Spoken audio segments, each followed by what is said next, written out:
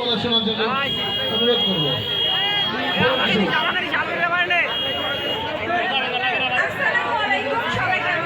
ওয়ালাইকুম আসসালাম। সবাই কেমন আছেন? জোরে শুনতে পাচ্ছি না। ভালো। ধন্যবাদ, আমার এখানে এসে খুব ভালো লেগেছে। ধন্যবাদ আপনাকেও। কাচ্চি খেয়ে কেমন লাগলো? আমি বেসিক্যালি কাচ্চি খাই না, কিন্তু আজকে আমার কাচ্চি খাওয়া হয়েছে, আমার খুব খুব খুব খুব ভালো লাগছে।